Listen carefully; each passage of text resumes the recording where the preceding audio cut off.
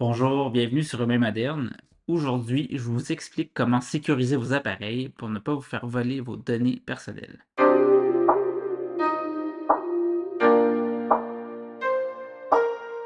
Alors, pourquoi sécuriser son appareil?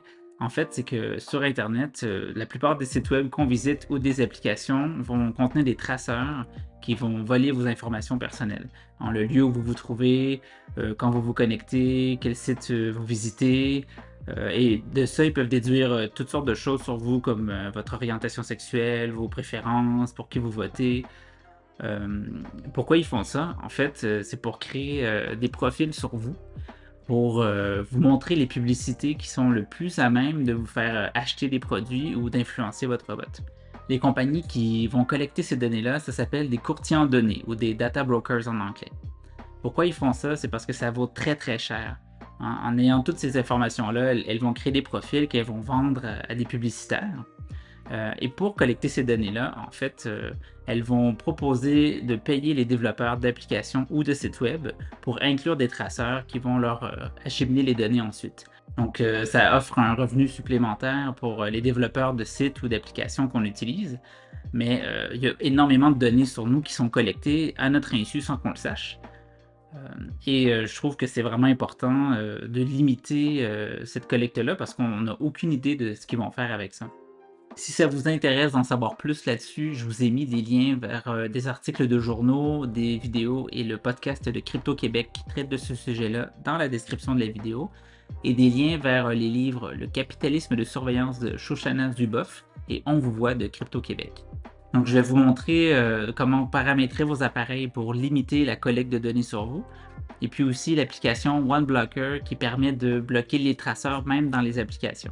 Donc la première chose qu'on va faire, c'est de limiter le suivi des applications. Donc ça va empêcher que les données qui sont collectées par les applications soient combinées entre elles, ce qui va rendre plus difficile de créer un profil sur vous, pour les publicitaires. Donc on va dans les réglages, confidentialité, suivi et on s'assure que l'interrupteur autorisation du suivi par les apps est désactivé.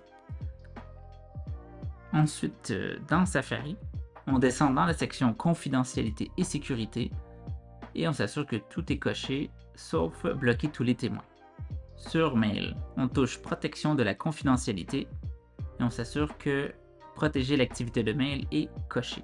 Aussi dans Safari, si on remonte un peu, dans moteur de recherche, on va venir changer le moteur de recherche pour DuckDuckGo.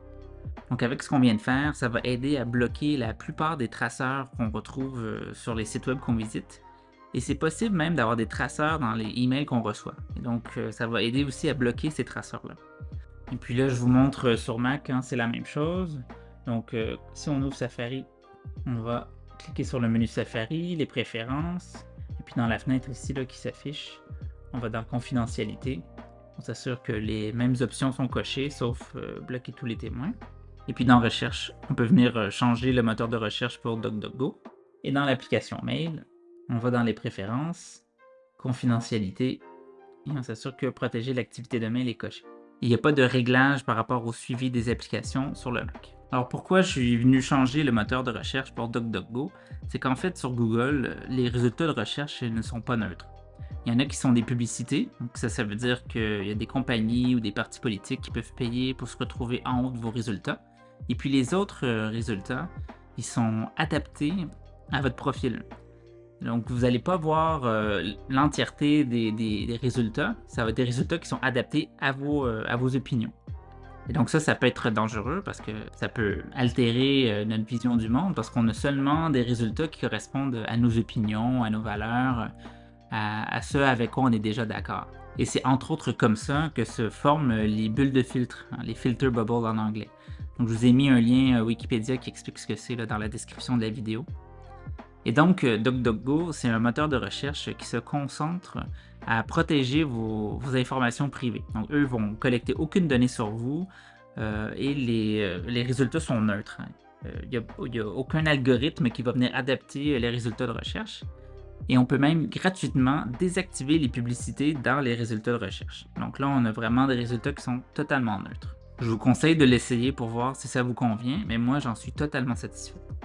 Donc, une autre chose à faire pour protéger ces données, c'est de bien choisir les applications qu'on installe sur ces appareils.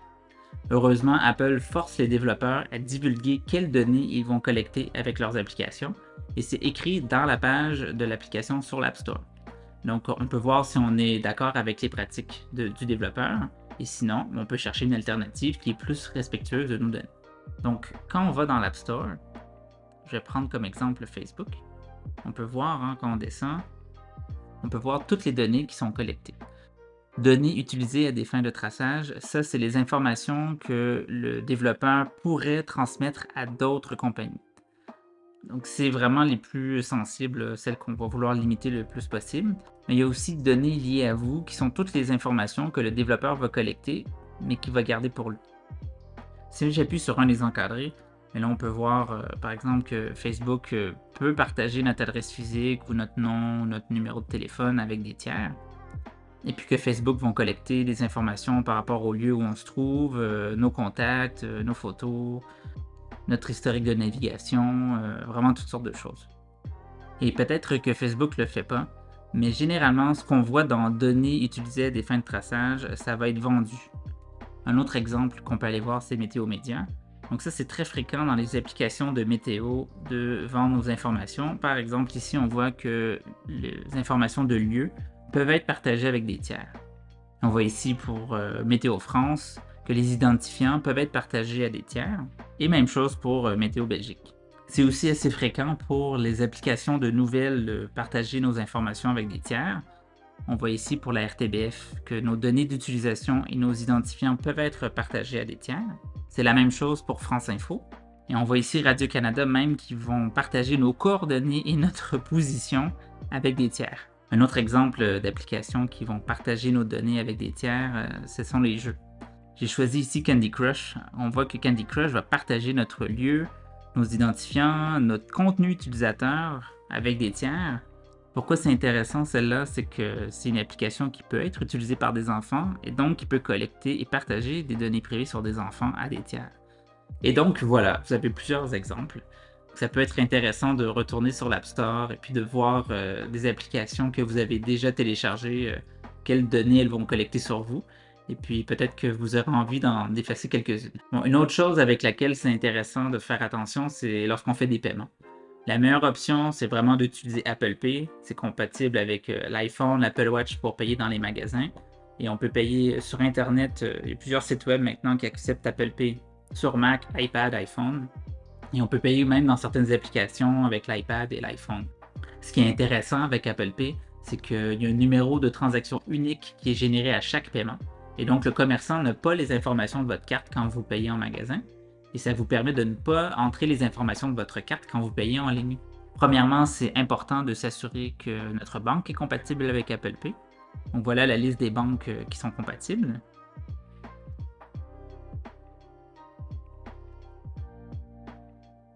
Pour configurer Apple Pay sur votre iPhone ou votre iPad, vous allez dans les réglages, ensuite sur Portefeuille et Apple Pay ou Carte et Apple Pay. On appuie sur Ajouter une carte, carte de débit ou de crédit, Continuer. Et puis là, vous avez juste à filmer votre carte. Ça devrait lire automatiquement le numéro de votre carte, la date d'expiration, votre nom. Ensuite, vous avez juste à ajouter le code de 3 chiffres qui se trouve à l'arrière de la carte habituellement. Et puis, vous devriez voir un texte de votre banque que vous devez approuver et ça configure votre carte. Si ça ne fonctionne pas, il y a certaines banques qui exigent que la carte soit configurée via leur application à eux. Et puis sinon, si ça ne fonctionne toujours pas, contactez le service client de votre banque. Pour configurer Apple Pay sur votre Apple Watch, il faut ouvrir l'application Watch sur votre iPhone. On descend sur Portefeuille et Apple Pay ou Carte et Apple Pay. On appuie sur Ajouter une carte. Et le reste de la procédure, c'est comme sur iPhone et iPad. Pour configurer Apple Pay sur votre Mac, allez dans les préférences système, Portefeuille et Apple Pay ou Carte et Apple Pay. On appuie sur le bouton en bas à droite de la fenêtre, ou si vous avez déjà des cartes dans la colonne de gauche, on peut appuyer sur le petit plus qui est en dessous. Vous pouvez utiliser Apple Pay dans tous les magasins qui acceptent le paiement sans contact avec votre iPhone ou Apple Watch. Cherchez simplement l'un de ces logos. Ensuite, la messagerie. Donc, il faut savoir que les SMS, texto, Facebook Messenger, la messagerie Instagram, ce ne sont pas des plateformes sécurisées et qu'en principe, le développeur peut lire les messages qui sont envoyés dessus. Donc, c'est important de choisir une application qui est chiffrée de bout en bout. Une que vous utilisez sûrement déjà, c'est iMessage, parce que c'est intégré à l'application message de votre iPhone. Donc, quand vous envoyez des messages à un autre iPhone, c'est détecté automatiquement et les messages sont chiffrés. Ça, vous pouvez le voir parce que les bulles sont bleues au lieu de vertes. Vous pouvez utiliser iMessage aussi sur votre Mac et votre iPad. Mais si vous devez communiquer avec des gens qui ont des téléphones Android ou des PC, je vous conseille l'application Signal. Elle est totalement gratuite, je vous mets le lien dans la description, et ça vous permet d'envoyer des messages chiffrés à n'importe qui. Vous pouvez aussi faire des appels audio et vidéo avec Signal, ce qui est un peu l'équivalent de FaceTime, qui est aussi une manière de faire des appels chiffrés, audio ou vidéo, à partir de tous vos appareils. Donc, tout ce qu'on a vu jusqu'à maintenant, c'était gratuit. Ce sont des fonctionnalités qui sont incluses dans les appareils Apple. Il y a deux choses que je voudrais vous montrer en plus qui sont payantes, mais je crois qu'elles en valent totalement le coup. Il y a des fonctionnalités dans iCloud Plus et l'application OneBlocker. iCloud Plus, c'est inclus dans tous les forfaits de stockage iCloud et les forfaits Apple One. Donc, si vous payez pour avoir du stockage en plus pour sauvegarder votre iPhone ou iPad sur iCloud, vous avez déjà iCloud Plus. Et si vous avez le forfait de 200 Go et plus ou les forfaits Apple One, les fonctionnalités iCloud Plus, elles sont aussi accessibles aux membres du partage familial si vous en avez un. Et pour rappel, voilà le prix des forfaits iCloud et Apple One. iCloud Plus a deux fonctionnalités. La première, c'est le relais privé. Ça, ce que ça va faire, c'est que ça va venir chiffrer votre connexion Internet. De cette façon-là, les sites web ne savent pas qui vous êtes et votre fournisseur d'accès Internet ne sait pas sur quel site vous allez. Donc ça, c'est vraiment parfait pour être encore plus incognito sur Internet. La deuxième fonctionnalité s'appelle masquer mon adresse courriel. Donc ça vous permet, lorsque vous vous inscrivez à une infolettre, comme celle du Mail Moderne par exemple, je vous mets le lien dans la description, ou que vous entrez votre mail pour avoir le suivi lorsque vous faites un achat, bien, ça vous propose de créer une adresse jetable qui va être utilisée à la place de votre vraie adresse mail.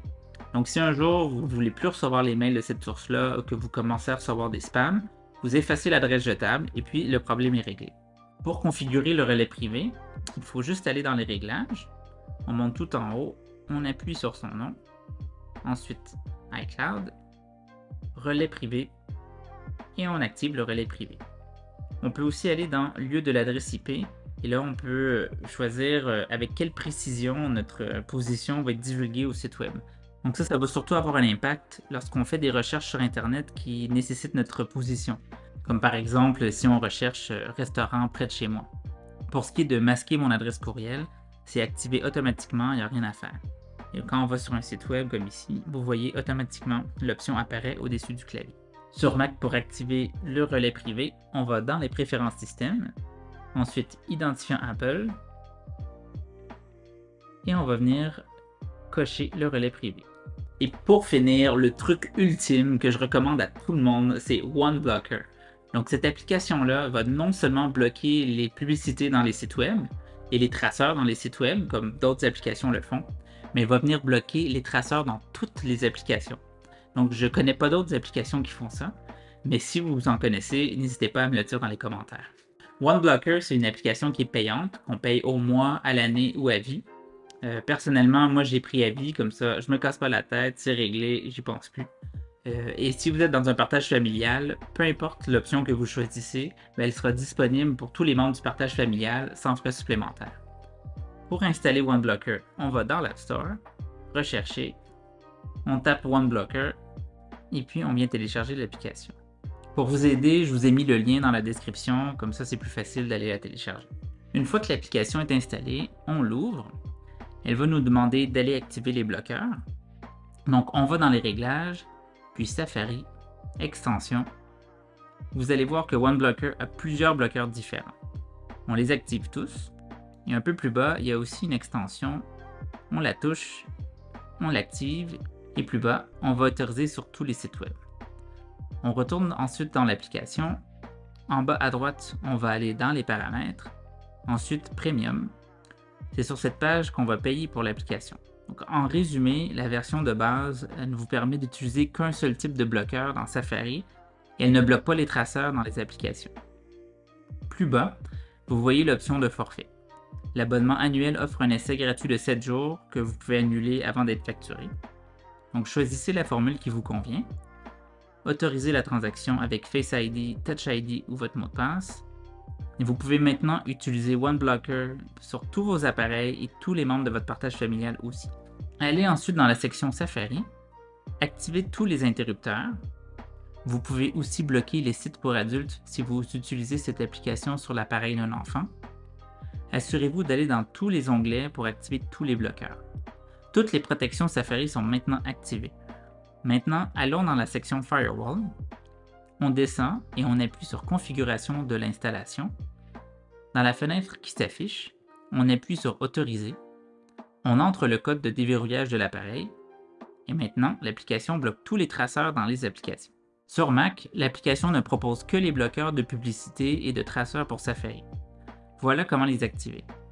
Une fois l'application installée, ouvrez Safari, cliquez sur le menu Safari et puis Préférences. Dans la fenêtre qui apparaît, allez dans l'onglet Extensions et activez toutes les extensions OneBlocker. Ouvrez ensuite l'application OneBlocker et comme tout à l'heure, activez tout dans l'application. Et voilà, vous pouvez maintenant utiliser votre appareil en sachant que vous limitez au maximum la collecte de données sur vous. Donc juste une chose, dans Safari, il y a tellement de bloqueurs que parfois il y a des sites web qui ne vont pas fonctionner. C'est pour ça que sur mes appareils, j'ai aussi installé Firefox que je vais utiliser dans ces cas-là. Voilà, c'est tout pour cette vidéo. N'oubliez pas de cliquer sur le pouce, le bouton s'abonner et la cloche si vous avez aimé et que vous voulez être notifié quand des nouvelles vidéos vont être mises en ligne. Et puis n'hésitez pas à laisser des commentaires pour me dire si vous avez aimé et pour me proposer des sujets de futures vidéos. Salut!